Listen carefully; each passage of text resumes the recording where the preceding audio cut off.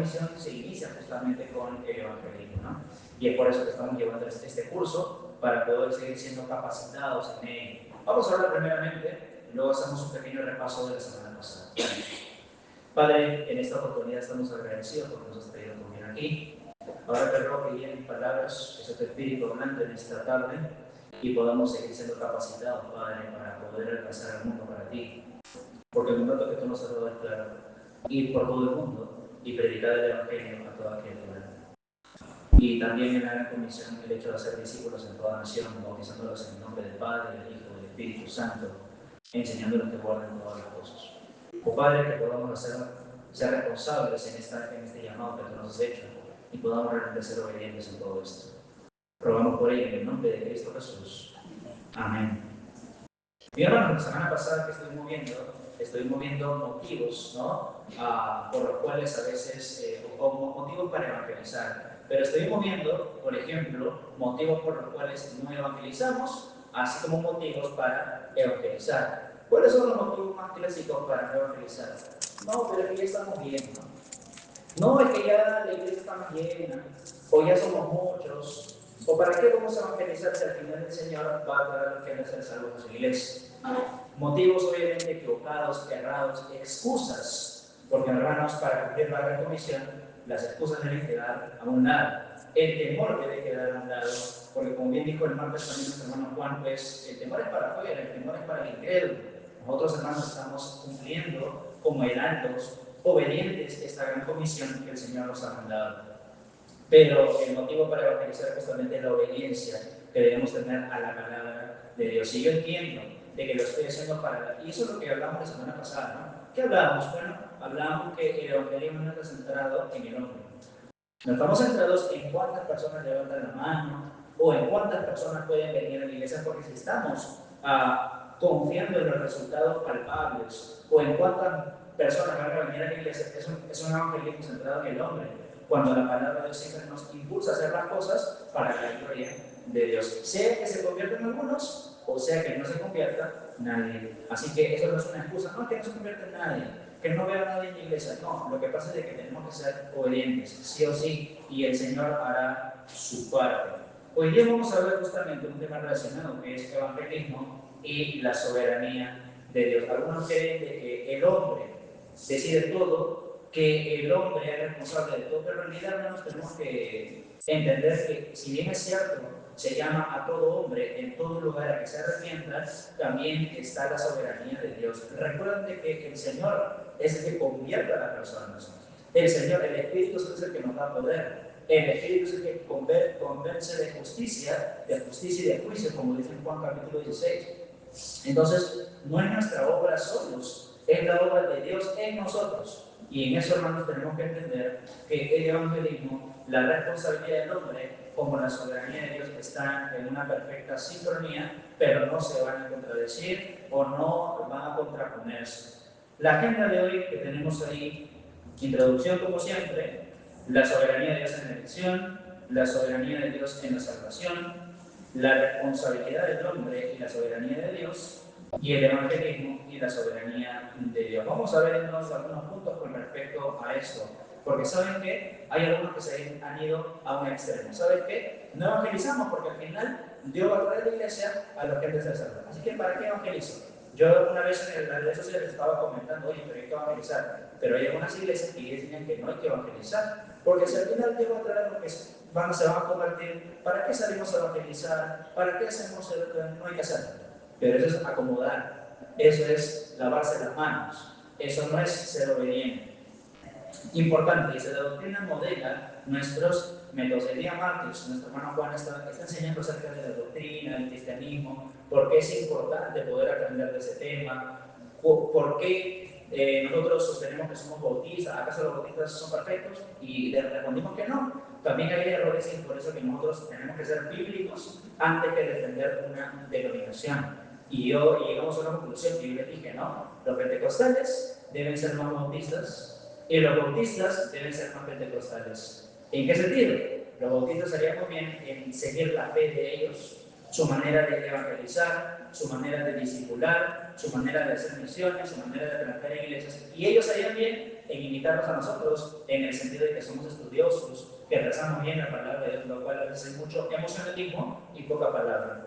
Pero hermanos, la doctrina, la palabra de Dios, la enseñanza de la Biblia, siempre debe modelar nuestros métodos que vamos a utilizar para poder evangelizar. No son los métodos que yo me voy a crear en mi mente, no es que yo voy a crear lo que yo quiero, sino que en realidad la Biblia tiene principios para poder evangelizar. Entonces, como yo les he dicho ya varias veces en esta serie, no estamos para entretener a la gente, o para hacerla reír, o para que vengan y simplemente tal vez una donación. Eso puede ser parte de, pero no debe ser el foco. El foco siempre tiene que ser el Evangelio, no los testimonios, no los juegos, no el compartir. Esas cosas son secundarias. Lo principal que la gente necesita es el Evangelio. Es por eso que la samaritana, por ejemplo, quería el agua del pozo de Jacob, pero Jesucristo, ¿qué le dijo? Yo soy el agua de vida, ¿verdad? La gente de la multiplicación quería el pan, ¿no? Quería los peces, pero Jesucristo, ¿qué dijo? Yo soy el pan de vida. Entonces, hermanos, hay que entender que siempre tenemos que enseñar lo más importante, es decir, las cosas eternas, las cosas que permanecen, porque las cosas temporales se van a disipar. Ojo, entonces lo que mencionaba la semana pasada, hay un peligro en poder evangelizar centrados en el hombre. No evangelizamos, hermanos, centrados en el hombre. Algunos creen que el tema principal de la Biblia es la salvación del hombre, pero no es así. El tema principal de la Biblia es la gloria de Dios. ¿Quién se va a sentar en el reino? ¿Se va a sentar en el trono? ¿Se va a sentar Dios en el trono o se va a sentar Satanás en el trono? Ese es el tema principal, desde el libro de Génesis hasta el libro de Apocalipsis. Así que el tema principal no puede ser centrado en el hombre, tiene que estar centrado siempre en la gloria de Dios. Hay algo que ustedes no conocen, como seguramente no lo conocen, pero el peligro del hipercalvinismo. El hipercalvinismo es una secta en realidad, que lo que propone básicamente es lo que yo les decía antes.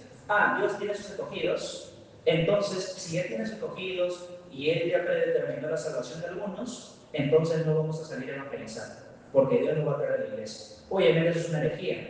Hay otros que son calvinistas que sí creen en la elección de Dios, pero que de igual manera saben evangelizar, ¿no? Y predican en células y todo ello. Ya, entonces hay que tener cuidado porque el hipercalvinismo sí es una secta que dice que no hay que salir a evangelizar, que no hay que alcanzar al perdido.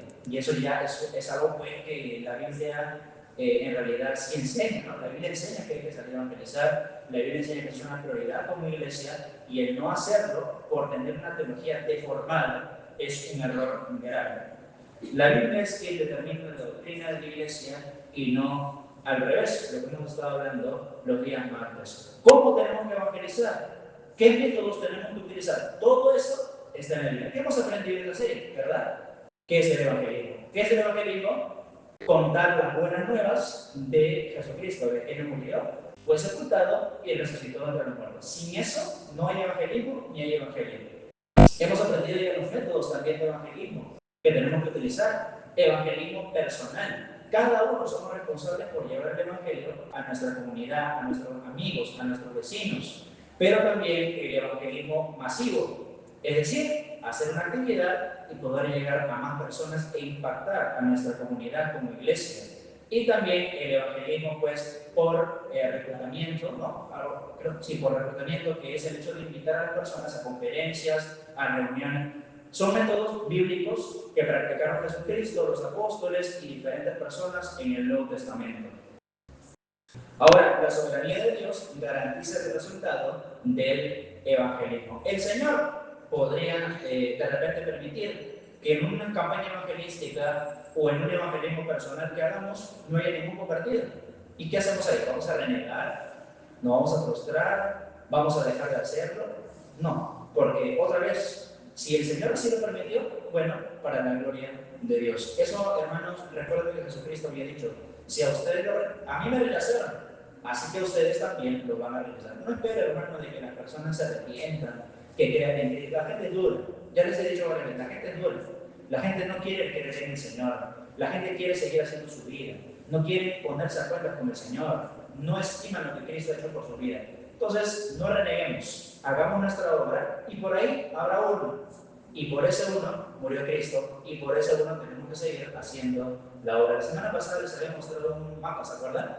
Y había algunas zonas del Perú que están todavía amarillitas, que están rojas. ¿Por qué? Porque hay personas que, aún en Perú, que es un país que ha sido alcanzado por el Evangelio, hay zonas que todavía son bien duras al Evangelio. O que no les han predicado el Evangelio, sobre todo en las zonas muy rurales, las zonas muy abandonadas. Y esos lugares, ¿quién va a llegar ahí con el Evangelio? Nosotros tenemos que hacer esa obra. Porque si no, no va a llegar un angelito y se lo va a presentar a ellos. O no va a ir, pues, alguien que aparece de la nada. Nosotros, hermanos, a nosotros. Por eso en Romanos 10 lo hemos visto hace 2 semanas, creo. ¿Y cómo irán? Sí, en Romanos 10, 3 en adelante. ¿Y cómo oirán si no hay quien les predique? ¿Cómo van a saber si no hay quien vaya? Es por eso que estamos haciendo los esfuerzos evangelísticos, misioneros también, poco a poco, hermanos, porque eso es la prioridad de nuestra iglesia. Así que la soberanía de los hermanos. Si no hay ningún partido, no es porque hayamos trabajado mal necesariamente, o porque yo ya he hecho una mala labor como pastor, sino entienda que la gente es dura. Esteban, cuando le predicaba a los judíos en Hechos 7, ¿qué le decía? Incircuncisos de corazón. Porque Esteban había pasado desde la ley de Moisés, por el Antiguo Testamento, por David, por los profetas, por todo el Antiguo Testamento, contándoles del Mesías, y aún así los judíos se enojaron y no aceptaron el Evangelio que Esteban les había predicado. ¿Y al final qué hicieron con él? Lo mataron, lo apedrearon, el primer mártir cristiano. Entonces, ¿él hizo algo mal? No hizo nada mal. Su mal acto, por decirlo así, fue predicar el Evangelio, y al final lo apedrearon, hermanos. Pero lo que en Hechos 7, usted revise cuando tenga tiempo, Esteban le dice es incircunciso de corazón, duro de corazón, duro de servicio, hermanos. La gente es dura. Recuerde bien eso. No es que tú le predicas y quieres que venga todo el mundo a la iglesia. Por ahí una persona vendrá, y esto es. Pero otra vez, no es eso excusa. Que me tiraron la puerta, que me robaron un folleto, no es excusa. Eso es nada con lo que sufrieron los apóstoles, con lo que sufrió Pablo, con lo que sufrió Jesucristo en realidad. La soberanía de Dios también dice, no excluye la responsabilidad del hombre. La soberanía de Dios es la salvación. Dice ahí, sin la intervención de Dios, el hombre no puede ser salvo. Recuerden, hermanos, no es que nosotros ganamos nuestra salvación o es por un método propio que hayamos inventado. En realidad, Dios estableció los parámetros, estableció quién sería enviado. Lo vemos en 1 de Pedro capítulo 1, que dice que Cristo fue destinado desde antes de la fundación del mundo. O sea, todo esto ya fue planeado a sabiendas, calculadamente, fríamente calculado por el Señor. Nada fue algo que el hombre creó para ganarse la salvación. El método de salvación, que es por gracia por medio de la fe, también lo hizo Dios soberanamente. Pero el Señor soberanamente también le dio al hombre la oportunidad de poder escoger. Por eso en el Antiguo Testamento y en el Nuevo Testamento se le insta al hombre a poder arrepentirse, a poder poner su fe en Cristo. Ahora, si el hombre creara su propio método de poner su fe en el Señor, de repente, no, creo en Mahoma y me salvo, o de repente creo en la Virgen María y me salvo, eso sería un mérito propio, sería el camino propio. Pero si Dios ha establecido el camino de la salvación y te dice a ti qué hacer, no es mérito del hombre, es el mérito de Dios que le da el privilegio al hombre de poder decidir si cree en él o no. Sin la intervención de Dios, el evangelismo no tiene fruto. Es por eso de que si tú solamente cuentas tu testimonio, si tú solamente haces juegos, si tú solamente predicas de una manera emocionalista, o la vez pasada estaba por ahí en Casanare, acá en el logro del Callao, ¿no se conocen, no? Por todos. Y los pentecostales ahí predicando. Trans, ¿no? No, que eres homosexual, sí, estamos de acuerdo, obviamente, que las personas homosexuales no heredarán el reino de Dios, pero creo yo que no es la manera, porque no se está anunciando el Evangelio, se está simplemente atacando un pecado, pero no se está anunciando qué es el Evangelio. Otra vez volvamos a las bases. El Evangelio que Cristo murió, fue sepultado y resucitó de los muertos. ¿De qué me sirve a mí? Veía también un pastor hace tiempo, ¿no? En el YouTube, que rompía estatuas católicas. ¿Para qué? No, católico, ven a Cristo, y rompía estatuas, ¿no? Católicas, rompía la Virgen María, insultaba a los católicos. Entonces, eso no es evangelismo. Eso es atacar a las personas o atacar a los que tienen, obviamente, que están equivocados, pero eso no es el evangelismo. El evangelismo que usted vaya directamente al corazón de la Biblia, que es el Evangelio de Cristo, lo que Cristo hizo por nosotros, que Él murió, que fue sepultado, que Él resucitó al tercer día por de los muertos, que Él es el único que puede dar vida eterna, que Él nació, pero que también vivió una vida perfecta. Eso es el Evangelio. Eso es lo que necesitamos predicar a las personas. Muy bien, ahí tenemos algunos versículos. En Juan 14:6, por ejemplo, ¿qué tenemos? Yo soy el camino, la verdad. Eso es lo que la gente necesita escuchar. Que Cristo es el camino, la verdad y la vida. Y que nadie va al Padre si no es por Él. Es decir, uno puede tener muchos caminos, muchas ideas, pero solamente Cristo es el único que salva, el único que te lleva a la verdadera salvación. Vamos a 1 de Juan también, capítulo 4, ¿ya? 1 de Juan, capítulo 4, versículo 10. 1 de Juan, capítulo 4, versículo 10. En esto consiste el amor, no en que nosotros hayamos amado a Dios, sino en que Él nos amó a nosotros y envió a su Hijo en propiciación por nuestros pecados. Eso es lo que la gente necesita escuchar. No emocionalismo, no bailes. En realidad, cuando en el Nuevo Testamento siempre vemos, hermanos, modelos de los hombres que predicaron el Evangelio, siempre vemos esto. Palabra de Dios predicada con poder. Y esto es lo que necesitamos hacerle saber a la gente, que el amor, como decía la mañana, no es algo romántico, es algo que en realidad Dios hizo en sacrificio, ¿no? Por nosotros, enviando a su Hijo unigénito para que seamos perdonados por Él. En donde Cristo se puso como propiciación, como una ofrenda, cargando Él la ira, cargando con el pecado de cada uno de nosotros y sufriendo la ira de Dios también. Entonces, eso es lo que tenemos que predicar justamente a la gente, ¿ya? Para que la soberanía de Dios obviamente también actúe, ¿verdad? Para que el Señor pueda también transformar corazones, para que Él pueda convencer a las personas. Sin palabra de Dios no hay salvación.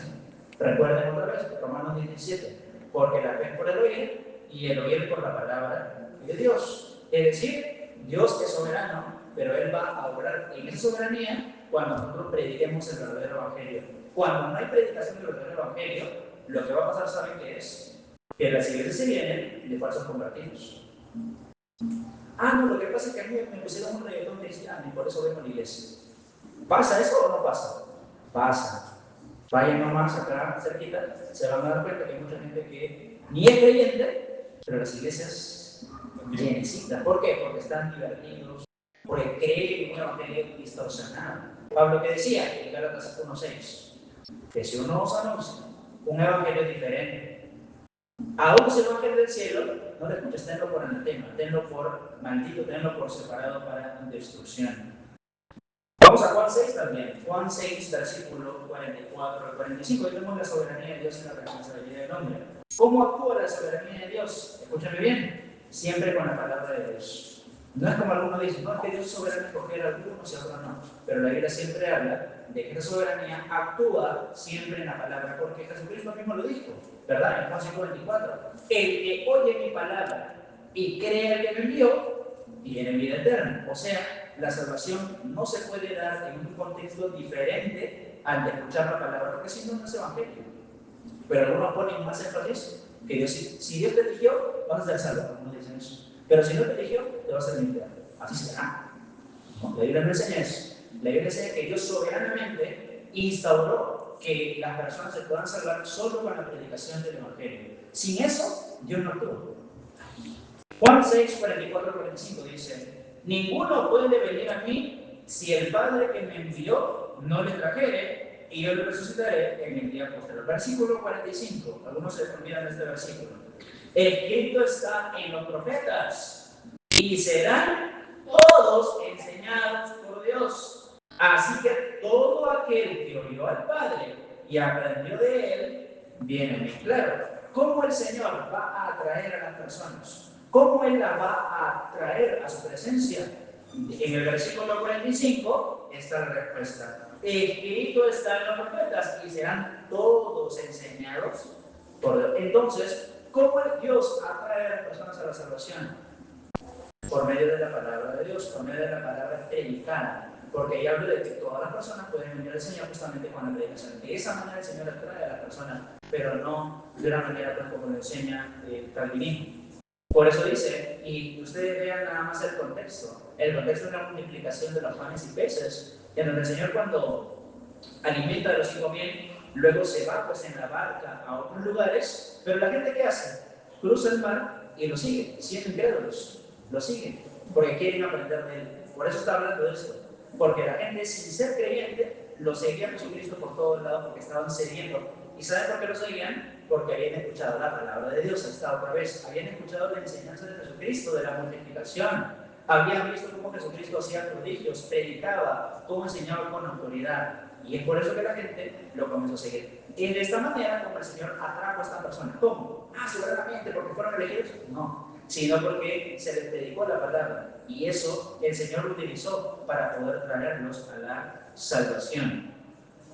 Siguiente, la responsabilidad del hombre y la soberanía de Dios. Dice ahí, la soberanía de Dios no excluye la responsabilidad del hombre. Ya les dije antes, la secta del hipercalvinismo dice, no, que Dios es soberano y el hombre no puede hacer nada.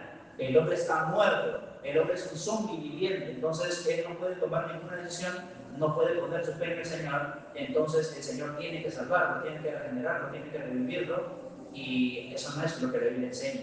Siempre la Biblia enseña una regeneración, pero de aceptar. Por ejemplo, en Efesios 1 dice, el que oye mi palabra, ¿cómo dice? Lo voy a leer mejor porque a veces no me acuerdo de los versículos, pero en Efesios 1:13 aparece el orden de las cosas, ¿no? Efesios 1:13 dice, en él también nosotros, habiendo oído la palabra, siempre cuando usted vea los versículos de elección o de soberanía de Dios, se va a dar cuenta que primero el hombre, ¿qué tiene que hacer? Escuchar la palabra. Porque sin oír la palabra no se puede la salvación. Entonces, habiendo oído la palabra de verdad, el evangelio de la salvación. Y después que dice, y habiendo creído en él, fuiste sellados con el Espíritu Santo de la promesa. Ese es el orden natural de la salvación. Oyes la palabra, crees en Jesucristo y el Espíritu viene a morar en tu corazón. En Gálatas 3 también lo dice, que los que reciben la herencia de la promesa ponen su fe y también reciben el Espíritu Santo. En Juan 7 también Jesucristo dijo que cuando viniera sobre nosotros el Espíritu Santo correría del río de agua viva. Pero ¿cómo se acepta al Espíritu? También por la fe en Cristo. Es clara la Escritura entonces en él. Pero el calvinismo que enseña, al revés. El calvinismo enseña, no, primero tiene que ser regenerado el hombre sin haber tomado su fe en Cristo. Luego el hombre, cuando ya te despierta el Señor, ahora sí puede creer en Cristo. ¿No? Lo cual no queremos, porque no, yo personalmente no veo eso en las Escrituras. No veo ningún versículo que así lo diga. Luego, el hombre incrédulo será juzgado por su incredulidad. Hermanos, eso es algo que tenemos que entender. Porque si Dios ya tiene un grupito de salvos y otro grupito de condenados y el hombre no puede tomar ninguna decisión, entonces, ¿cómo él sería justo en juzgar a las personas por su incredulidad? ¿No? Eso se le llama también una doctrina de los calvinistas que se llama la doble predestinación. Es decir, el Señor escogió soberanamente a los que han de ser salvos, pero Él también escogió a los que se van a condenar. Eso al principio todos los calvinistas lo creían. Ahora hoy en día ya no creen en eso. Ellos creen que el Señor predestinó a algunos para salvación y a los que se han perdido es por su propia incredulidad. Es conveniente, ¿no?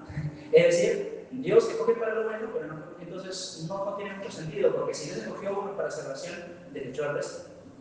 Y eso no es lo que enseñan tampoco las Escrituras. Nosotros creemos de que el Señor, bueno, yo lo he explicado varias veces en Efesios capítulo 1, lo que enseña la palabra de Dios es de que el Señor nos escogió a los que estamos en Cristo para ser santos y sin mancha delante de Él. Es decir, todos los que somos creyentes y que estamos en Cristo en este momento, el Señor sabía de antemano quiénes estaríamos en Cristo y a nosotros nos bendijo con toda bendición espiritual. Lea con detenimiento Efesios 1. Eso es lo que habla la palabra de Dios. Pero lo que vemos acá, hermanos, es de que ¿por qué nosotros creemos en el juicio? Porque el hombre es responsable por su pecado. Dios no es responsable por enviar al infierno a nadie. El hombre solito se condena por no querer creer en el Señor. Y si al final de cuentas fuéramos robots, marionetas, entonces ¿para qué el Señor hace responsable al hombre y lo llama al hombre a poder tomar una decisión correcta? No tendría sentido, ¿verdad? ¿Para qué el Señor cada vez en la Escritura le dice al hombre, oye, ¿sabes qué? Va a venir un juicio, arrepiéntete, cree en el Señor? ¿Por qué nos dice eso constantemente si el hombre no puede creer? ¿No creen que es algo absurdo? No puede el Señor mandarnos algo que la gente no tiene capacidad de hacer.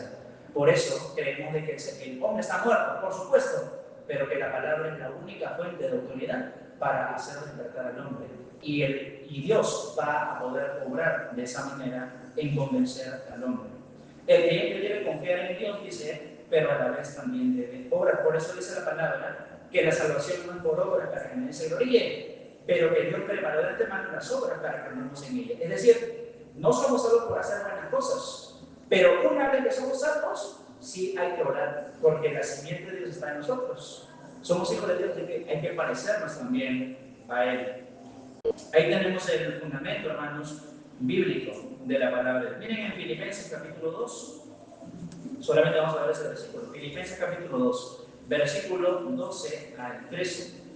Por tanto, amados míos, como siempre habéis obedecido, no como en mi presencia solamente, sino mucho más ahora en mi ausencia, ocupaos en vuestra salvación con temor y temblor, porque Dios es el que en vosotros produce el querer como el hacer por su buena voluntad. En otras palabras, esto no excluye la responsabilidad del hombre. Como dice Filipenses 1 también, el que comenzó a nosotros la buena obra, la perfeccionará hasta el día de Cristo. Es decir, la obra la comienza Dios y la obra la termina Dios. Ahora, ¿eso quiere decir que yo no hago nada? No es así. Dios hace toda la obra, pero yo también debo ser obediente, por supuesto, porque si yo soy desobediente, eso no es culpa de Dios, es culpa mía. Entonces, el Señor me va a guiar, pero yo también debo ocuparme de mi salvación, temerle a Él de todo corazón. Esa es mi responsabilidad como creyente. Así que nunca en la Biblia la soberanía de Dios anula la responsabilidad del hombre. El libre albedrío, como dice, del hombre le capacita solo para hacer lo que su naturaleza le permite, ¿no? Por ejemplo, en 1 Corintios 12 encontramos de que el hombre natural no percibe las cosas que son del Espíritu, porque para él son locura. Es decir, usted evangeliza, le predique a una persona de la calle, no le va a entender. Le va a parecer chino mandarín, le va a parecer coreano. ¿Por qué? Porque no entiende, no tiene el Espíritu Santo.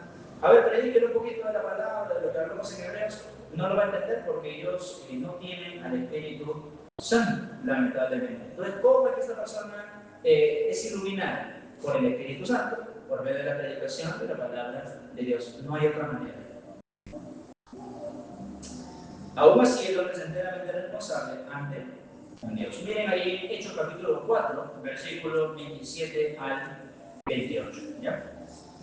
Hechos 4, 27 dice: porque verdaderamente se unieron en esta ciudad contra tu santo Jesús, a quien ungiste Herodes y Poncio Pilato con los gentiles y el pueblo de Israel, para hacer contra tu mano y tu consejo habían antes determinado que sucediera. Claro, hay cosas que el Señor ha destinado para que sucedan, pero otra vez, ¿eso anula la responsabilidad del hombre? Por supuesto que no.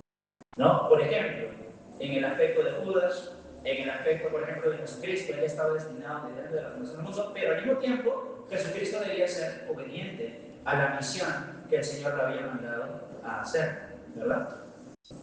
Evangelismo y soberanía de Dios, seguimos. La soberanía, dice, de Dios no afecta la naturaleza y deber de evangelizar, ¿no? Ya le dije, no hay cosa de decir, no, que Dios ya sabe, que Dios va a traer a la iglesia los que necesarios. Entonces, pero en Hechos 2 vemos que aunque la iglesia también sabía esto, al contrario, la semana pasada le enseñé un cuadro, ¿se acuerdan? De dos hileras. Que hay una diferencia abismal entre la iglesia moderna y la iglesia del primer siglo. ¿Se acuerdan, no? ¿Cómo es la iglesia moderna? Solamente en los templos, domingo, nada más. Nos hemos acostumbrado muchas veces a solamente venir domingo. Bueno, obviamente por razones que podamos tener, puede ser alguna responsabilidad, alguna situación, pero la idea, hermanos, es que nosotros podamos tener cultos en los templos y por las casas. ¿Se acuerdan que dijo eso la semana pasada en la hilera de la izquierda? Porque la primera iglesia obviamente se reunía en sinagogas, en casas, en templos, pero también en casas. Y eso es lo que también tenemos que hacer en las células para poder llevar el evangelio a las demás personas. Y así ustedes vieron, ¿verdad? Como, por ejemplo, hoy en día solamente unos pocos son dones en la iglesia moderna, pero en la iglesia del primer siglo todos utilizaban sus dones espirituales para la edificación de la iglesia local. Así que, hermanos, esa soberanía de Dios no debe afectar el aspecto de evangelizar. Todos somos responsables de tener de Dios. Yo les mencionaba la semana pasada que Pablo decía, ¿no? En Hechos capítulo 20, estoy limpio, mis manos están limpias de la sangre de todos. ¿Por qué? Porque en Hechos 19 nosotros decía de que él había predicado en toda Asia Menor, que todas las personas por más de 3 años se le había estado predicando y todas las personas en el Asia habían escuchado la palabra predicada por Pablo. Pero nosotros, hermanos, todavía tenemos una labor muy grande. El Callao todavía no ha sido alcanzado para Cristo en su totalidad. No todos han escuchado el Evangelio. No en todo lugar hay una iglesia local en la cual asistir. Entonces ahí tenemos una responsabilidad. Y ojalá en algún momento podamos estar limpios en nuestras manos, porque están muchas veces muchas de sangre. ¿Saben por qué? Porque tenemos la oportunidad de predicar y muchas veces no lo hacemos. Por comodidad, por excusa, por otros motivos tal vez. El creyente debe evangelizar. En Romanos 10:14 nos habla de eso. Vamos a leerlo, lo hemos leído la vez pasada también. Romanos 10, versículo 14 dice: ¿Cómo pues, o sea, los incrédulos, ¿no?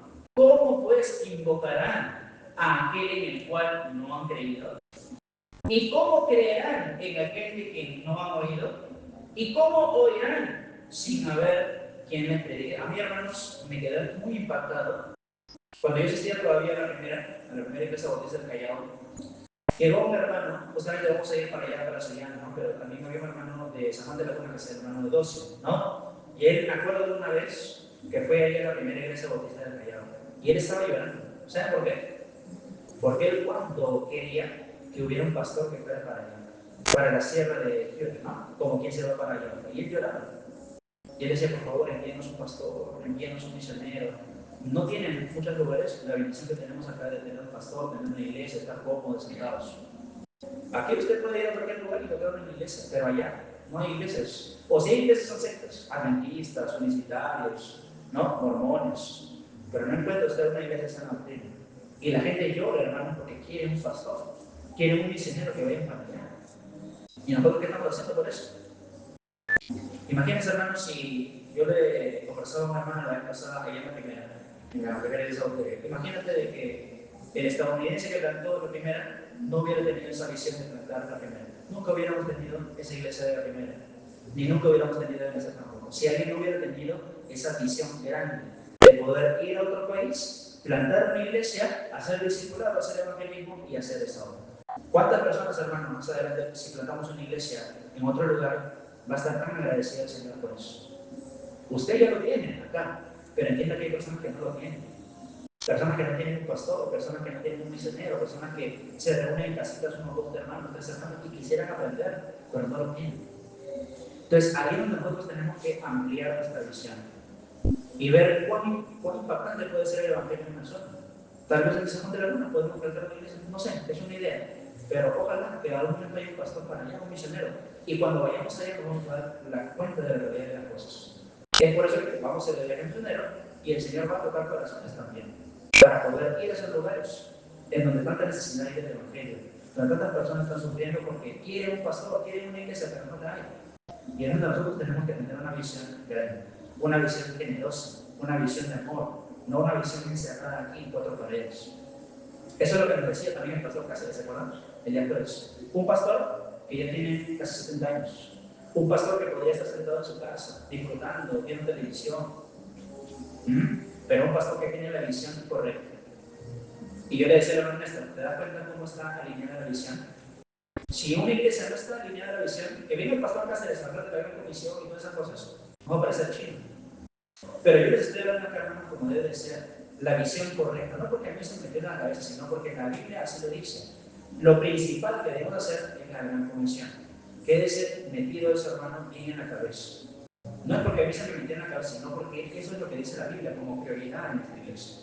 Y el pastor Cáceres lo dejó claro, ¿verdad? El día jueves, que muchos no pudieron estar, pero parecía. Y él lo que decía, teniendo 67 años, ya trató por las iglesias. Y él ya estaba anciano, pero él ha bajado de peso incluso, usted da cuenta, ¿no? Que vinieron los jueves. Pero él tiene esa visión. Me voy a ir a Vallecito, voy a vivir allá, el Señor lo ha provisto con una casa y va a plantar una iglesia en Vallecito, un lugar donde no hay iglesias, un lugar donde solamente hay sectas, nada, pero no hay iglesias cristianas. ¿Y por qué le decido de todo eso? Porque él quiere ser obediente. Él podría estar cómodo en su casa, pastoreando una iglesia que ya plantó, pero él está con la visión correcta. Es por eso que debemos de castrarnos, hermanos. No solamente por la iglesia, acá encerrados. Obviamente que hay mucho que hacer, pero nuestra visión tiene que ir más allá. Es por eso que cuando el pastor pastor Cáceres hablaba, yo le decía, amén, chévere, él nos tiene invitado a predicar allá, vamos a ir a predicar allá. ¿No? Si hay un momento lo tomamos como misionero, lo tomamos como misionero. Pero, hermanos, tenemos que poner la mirada en las cosas correctas, una visión correcta. ¿No? Entonces, el pastor Cáceres podría decir, no, que ya me duele el pecho, ya me duele tal, estoy anciano, pero no hay cosas sanas. Todo, obviamente, hay algunos que se van a dedicar a tiempo completo. Él dice de que ya hay una cancha de fútbol y ahí está haciendo evangelismo, ya están reuniéndose algunos, está haciendo media libre, está llevando donaciones, está llevando ropa. Obviamente, hermanos, si no tienen llamado especial, hay que enviarlo también. Y como iglesia tenemos que tomar eso como una prioridad. Si en nuestra infraestructura hemos invertido dinero para las misiones, tenemos que invertir igual o mayor dinero todavía. Porque es más importante que la infraestructura de la iglesia. Ahora, el creyente debe organizar. ¿Qué más? El creyente debe invitar al incrédulo a la salvación. ¿Qué dice Juan 16? Porque de tal manera amó Dios al mundo, que ha enviado a su unigénito, para que todo aquel que le cree no se pierda, mas tenga vida eterna. Eso es lo que necesitamos anunciar al incrédulo, hermanos. Así que no es tanto una retórica grandaza, o que yo hable muy refinadamente. Lo que quiere el Señor solamente es que yo predique eso. Dios te ama, Cristo murió por ti, en Él hay vida eterna. Punto. Y después el Señor hará su obra. El creyente debe urgirle evangelizar. Por eso dice en 2 Corintios 6:2, hoy es el día de salvación. Eso es lo que necesitamos decirle a la gente. Hoy es el día en que el Señor quiere tocar tu corazón. Eso es lo que hemos predicado en la mañana también. Eso es lo que usualmente predicamos cada domingo. Porque la iglesia, sea creyente o algunos no creyentes, todos necesitamos escuchar el Evangelio.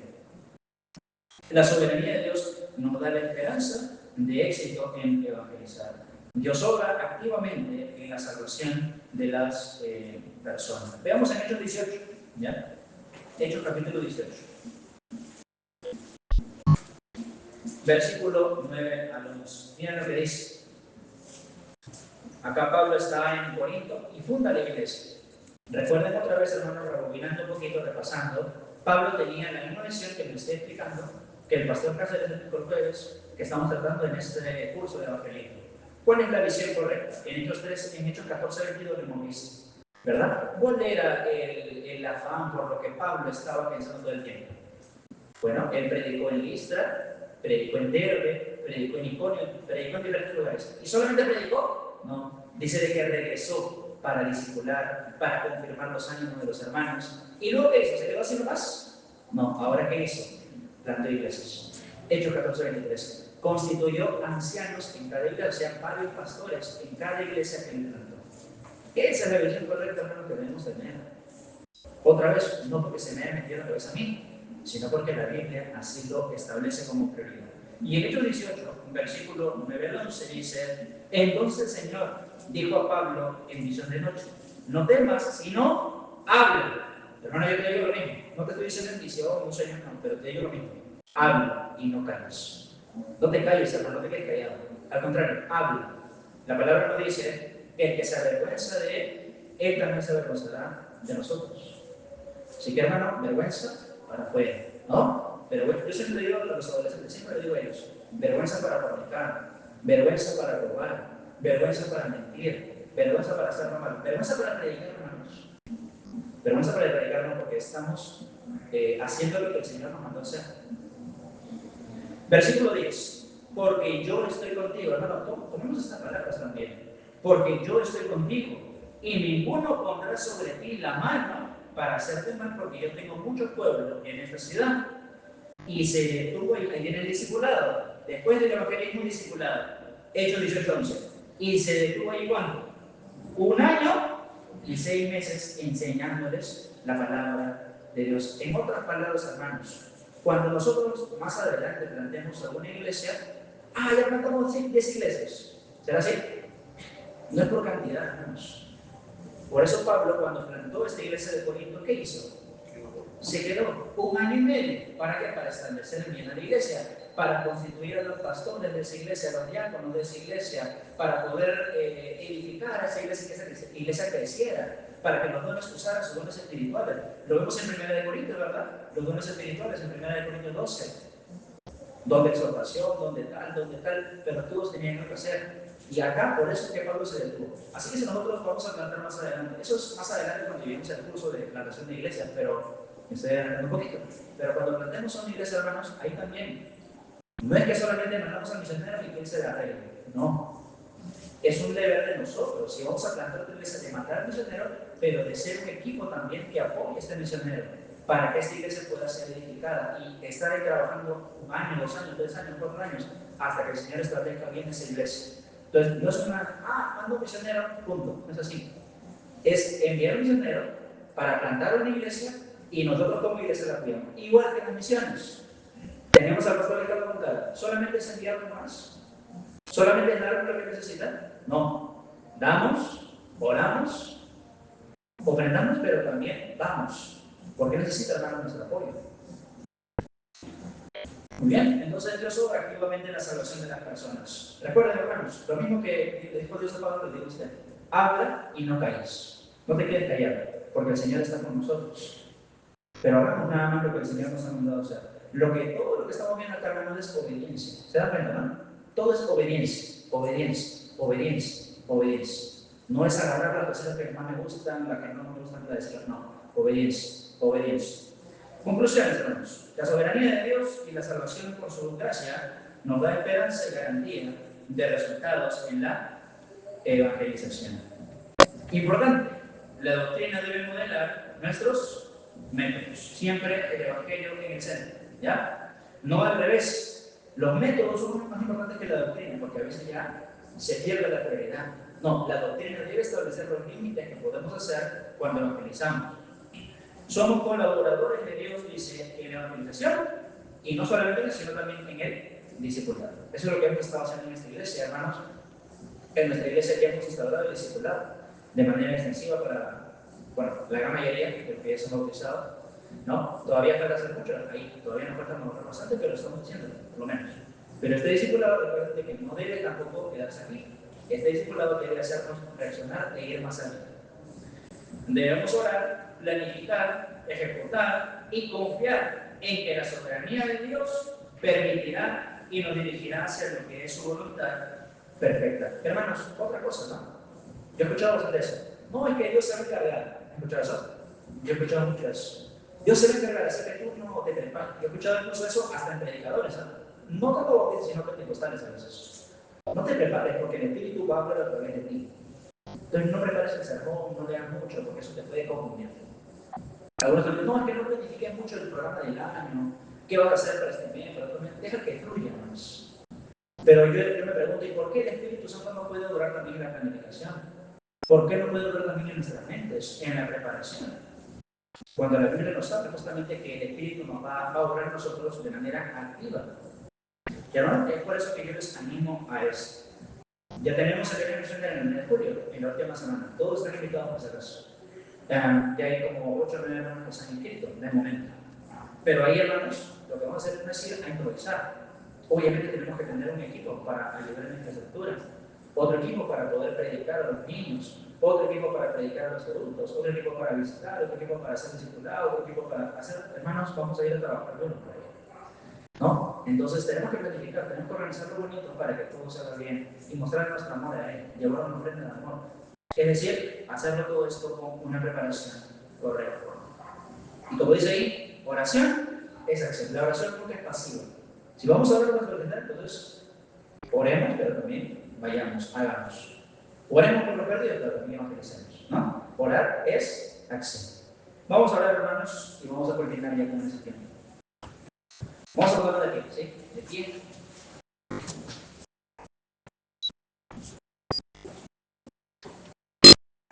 Señor, gracias por ese tiempo. Realmente ha sido muy hermoso poder ver lo que tu palabra nos enseña. Gracias porque tú eres soberano y en tu soberanía tú has hecho responsable también al hombre para que el hombre decida, para que el hombre pueda poner su fe en Jesucristo. Gracias, Señor, porque tú haces privilegio a todos, no has excluido a nadie de tu plan soberano. Pero, Padre, entendemos de que tú quieres que también prediquemos, porque sin predicación no hay salvación. Como dice en Efesios, pues habiendo oído la palabra de verdad y habiendo creído, hemos sido sellados con el Espíritu. Eso es lo que queremos también para las personas, que te puedas convencer cuando vamos a ir libres cuando hagamos células, cuando hagamos visitaciones, cuando hagamos evangelismo masivo, evangelismo personal, evangelismo por reclutamiento. Entendemos, Señor, que tú eres soberano en ello. Nosotros solamente haremos nuestra parte, pero queremos estar enfocados en tu gloria, no en los resultados, porque los resultados pueden venir, pueden ir. Un día pueden convertirse dos, otro día no se puede convertir nadie, otro día pueden convertirse tres. Pero Padre, añade a tu iglesia quienes han de ser salvos. Tú eres, Señor, el que obras, tú eres el que trabajas ahí. Nosotros solamente somos instrumentos inútiles, pero que podamos poner nuestra mirada en la gran comisión. Que pongamos nuestra mirada, Señor, en poder obedecer, antes que nuestra conveniencia, Padre, en obedecerte a ti. Porque obedecer a ti, Señor, es mejor que la comodidad, que las excusas. Úsanos, Señor, en esta comisión que tenemos, porque si no predicamos, ¿cómo irán? ¿Cómo creerán? ¿Cómo van, Señor, ellos a reaccionar? No se puede. Solamente por nosotros este privilegio a nosotros los creyentes. No es una carga, sino una responsabilidad. Gracias, Padre, por todo este tiempo. Guíanos y ayúdanos, Señor, a poder cumplir esta gran comisión. En el nombre de Cristo Jesús. Amén.